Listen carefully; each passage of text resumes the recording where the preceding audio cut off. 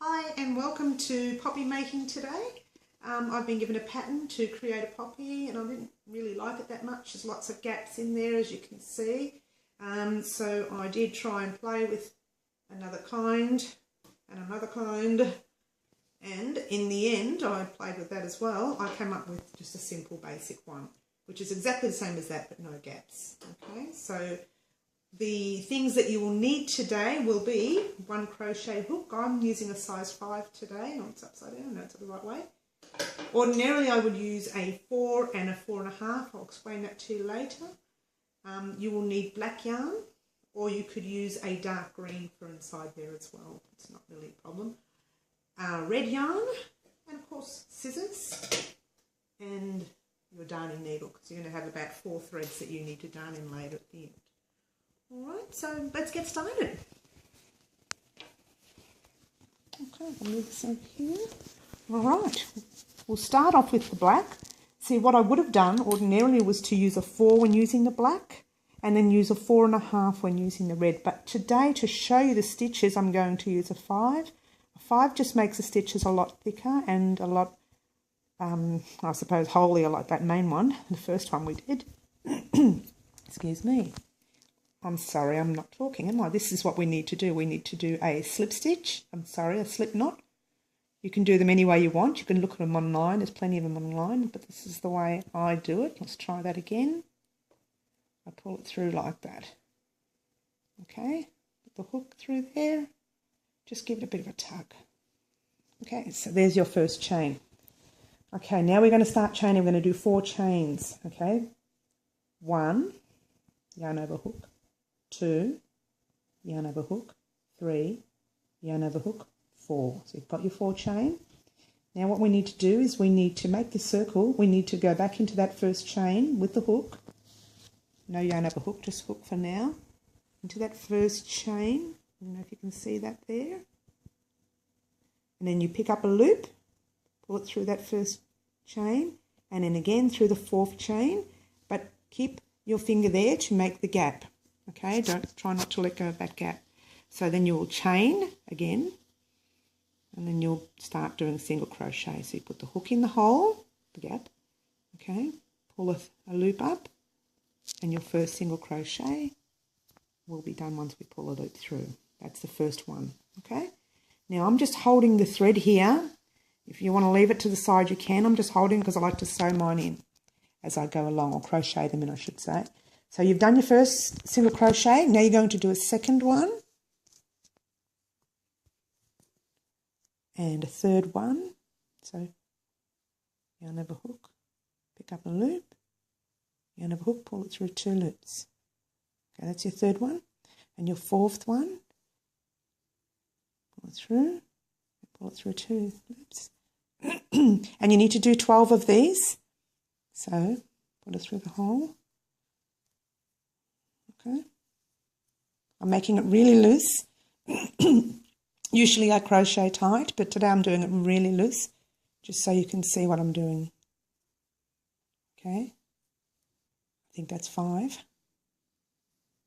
We'll count them again later. That's 6. I'm going to go a little bit faster now just to finish off. Okay. 7. 8. 9, 10, nice and loose, 11, 12. Now ordinarily I wouldn't be so loose, okay, because you need to get it this tight, all right? I'm just doing it loose because I want you to see the stitches and where they're going, okay? Now, we've done our 12 stitches. I'm not going to bother to count. I'm pretty sure that's 12. Okay, now what you need to do is you need to join that loop over to that other one now. So you've got to find the 2 loops there, okay? So I'll do it again. You put your hook in the 2 loops there, pull a thread through, pull it through again, and you've now joined it, okay? So here actually is where we actually finish off with the black. So we just pull it through a little bit, put your hook down, cut the thread, pull that black over there, and just pull it through. Give it a bit of a tug. Okay, and that's the first part complete. Hi.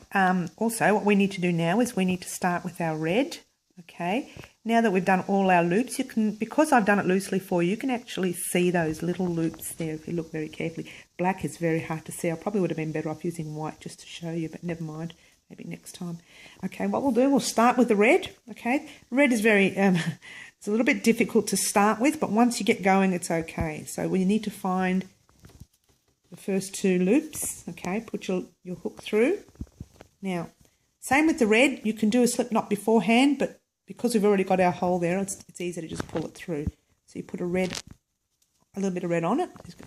Leave a little bit of a tail so you can sew that in later. Don't make it too short, otherwise it'll come undone. Okay. I like to actually tie my tail in as I go a little bit, just to make it a bit more secure. So I'll bring my tail over. You don't have to. If you don't want to, you can just continue. Okay. First thing we need to do is we need to chain 5. Okay, so it's chain 1. I'm just going to bring that tail back. You don't have to again. Chain 2. Bring the tail forward and back just tightens it a bit. Oh, sorry about that. Fiddly. Chain 3. Back up. Chain 4. Chain 5. Your other chains will be a lot easier than this. It's just because we're bringing that tail up. So there's your chain 5. Now this is the part where it's a bit confusing. You need to count 1, 2. See those 2 loops there and 2 loops there? You go 1, 2. And on the third one, you do a slip stitch. So no yarn over hook. Just put your hook in those 2 there. And you bring the slip stitch up and through there. It's okay because we're going to do it 4 times, so you'll get to see it again, okay? Chains will be a lot easier now because you don't need that small piece there. So it's 1, 2, 3, 4, 5. Yeah? And so you count 1, 2, and then you put it in the... Ugh, sorry about that. That one was a bit tight. That's the reason why I tried to do them a little bit looser for you earlier. Pull it through.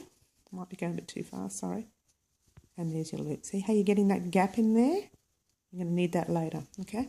So we're going to chain 5 again. 1, 2, 3, 4, 5.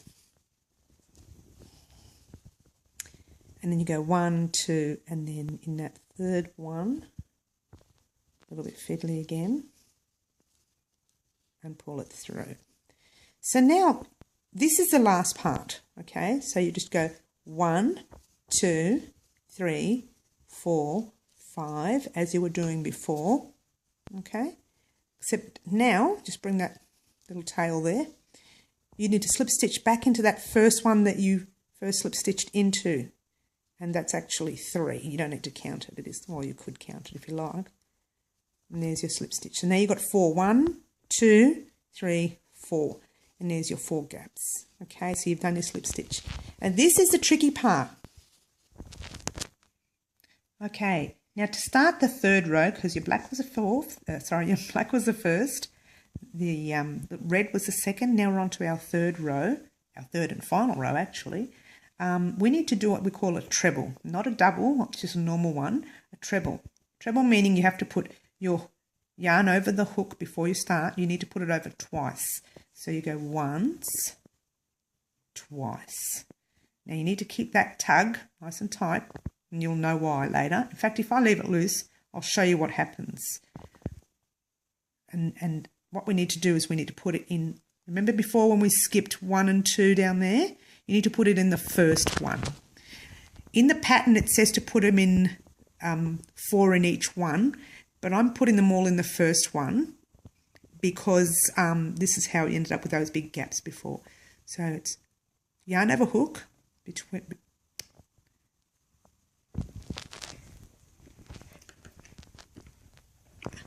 Okay, yarn over hook through 2, yarn over hook through another 2, yarn over hook through the last 2. And this is why you needed to keep it tight. See how that looks really gappy? So I'm going to take that undone and show you again. and this way with a tighter loop. Okay, so nice and tight. Yarn over hook twice. Now find that first hole, the first black hole.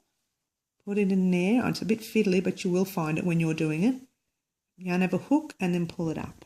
So you go yarn over hook through 2, yarn over hook through another 2, yarn over hook through the last 2. That is your first treble. It's a little bit tricky, but you'll get it eventually. So we'll do it again. Yarn over hook twice. All right, put it in the same hole, okay? The hook goes in the same hole. Pull up a loop. Okay, 1, 2, 3, 4 loops is what you should have on your hook. So yarn over hook makes that the 5th loop. So you go through 2, and then you go through 2 again, and then you go through another 2. Okay, you've done 2 trebles. Okay, so now we're going to do it another 6 times in the same hole. So you need 8 treble in the same hole. I'm just going to do it real quickly, and then I'll show you what to do with the next one. Okay, so it's yarn over hook twice.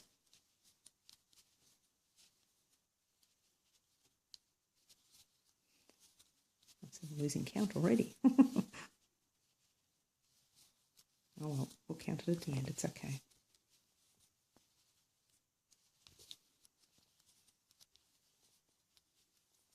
So you remember we need to do 8 in the one hole. Okay, I'll just have a quick count. I think it might be 7, but I'll have a quick count. And this is how you count them. 1, 2, 3, 4, 5, 6, 7. Before I started, I used to call them sticks. That's the only way I knew how to remember how to count them. But they're actually called trebles, okay? So we've done 7. We need to do 1 more. So yarn over hook twice. Put it in the loop. Pull up a loop. Through 2. Through another 2. Through another 2. Now, this is the only different part of the pattern. All you need to do is another chain. 1 chain, I should say, okay? And remember how we slip stitched there and there and there and there? We're going to slip stitch in that same hole again, okay? Through the black, pull up a thread, pull it through that, okay? I don't know if you worked that out. I'll show you again when we get to the next section, okay? So now we're going to start our 8 trebles again. I'm sorry, a bit fiddly with all these little bits hanging off, okay? 1, 2, and remember it goes in the first hole, okay? If you want to do 4 in each hole, you can, but it will be, it will have the gaps like this one, okay? No, it won't. I'm lying. Which one will it have? It will be a little bit like this one with, ooh, what have I done with that 4? Never mind. It will have gaps. It'll have lots of gaps. Okay. Okay, so we've done 1 treble there. Yarn over hook twice. Put it through that hole again. Pull up a loop. Through 2, through 2, through 2. Okay, yarn over hook twice. Put it in the hole again. Pull up a loop. Through 2, through 2. Through 2, okay? So we'll do 1, 2, 3. I'm going to go faster now so we don't waste too much time. So it's 4,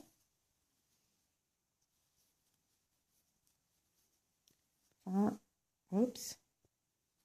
Oh, sorry about that. So much for going fast, eh? 5, 6, 7, and yes, people, I can count, and 8. Okay. All right, good. So now we're back to that. We've done 8 there. We've got 8 there. We're going to do that chain again. Remember the chain? Okay, and now we're going to slip stitch in that other slip stitch from the row below. Very simple. The hole's already there for you. So you just put your hook in, pull up a loop. Oh no, I'm sorry, and just pull it through there. Sorry about that. I really made a mistake. Okay, now we start our 8 trebles again. 1, 2, first hole, remember? Okay. And when I say the first hole, I mean the black holes, okay? There's the first hole and there's a second one. I'll show you at the end why it looks better with the first hole, okay? So we've done 1, 2. All right, I'm going to speed it up now just so that we can get this done.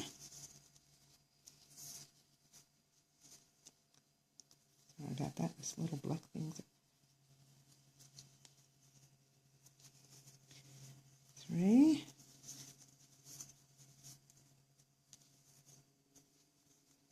4.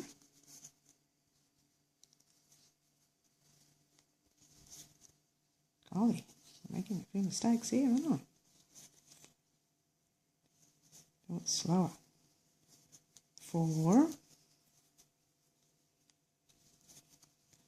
5. I might count this one again in a minute. 6. 7. Now the way you hold your crochet hook is entirely up to you. I hold mine what I call like a man. It's not exactly like a man, like, yeah, well, it's like a man, yeah. 1, 2, 3, 4, 5, 6, 7, 8. A lot of people hold their hook like a pen, okay, and they crochet like that. Personally, I can't do it. So there you go. We're all different. You can be left-handed as well. There's lots of left-handed tutorials out there. Okay, now we need to chain 1 again. Yeah, and we need to slip stitch back in that bottom hole right there. Little gap there. Pull up a loop straight through to that loop. Okay, we're on our last flower or petal, whatever you want to call it. So yarn over, hook twice, pull it through, put it through the first hole. Now this is where you'll notice why I put it through the first one only. You'll notice it right at the end of this last set of petals. Okay, yarn over, hook twice, and I'm going to rush this just to get through this last petal. And that's 2, 3, 4, 5. Whoops, that's still 4 by the way. 5, 6, 7, and the last one, 8. So I'll pull it up just to show you what I mean. Because you've done it in one gap only, if you did them in 2, you would have a space between them like that. But because we put it in the first hole only, we don't get that space. And actually I like it better like this. Mind you, if you do want the space between them, it's entirely up to you again. Okay? If you do want the space, you need to put 4 in each black stitch from below. Okay? So now we're going to finish off. We still need to do that chain there. And we still need to make it look like a petal. So we've got to put it in that very first slip stitch we did there. That's a little bit tricky to see, but you might be able to see it. Oh, that didn't work. See, even I missed it. Right there. There it is. Okay. So you pull it through there. Okay. Then you just pull up a loop. Okay. I'll tell you why we're going to do that, because we're going to cut it there. When you do that and you pull this up, it tightens it. And there, you're done. Okay. So you are actually now finished. This particular petal is a lot bigger than my one, because mine I use the smaller size hook. So it just depends on what you want and how big you want them. For what we are doing at work, we need to have ours less than 17 centimetres. So if you use a very, very large hook and you're doing it for the same thing that we're doing, you need to be wary of the size, okay? So what I'm going to show you quickly, I'm not going to do anything else. I'm just going to show you one thing. We still have that big gap in there.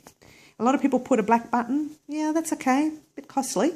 It might be easier to just give it a bit of a tug. Now, you've got to be careful. If you pull it too tight, you can actually break the thread. So just be gentle with it. Just give it a gentle tug. Okay, there's still a gap, a little bit more. Doesn't matter if there's a bit of gap, because once you start sewing it through, that gap will close up.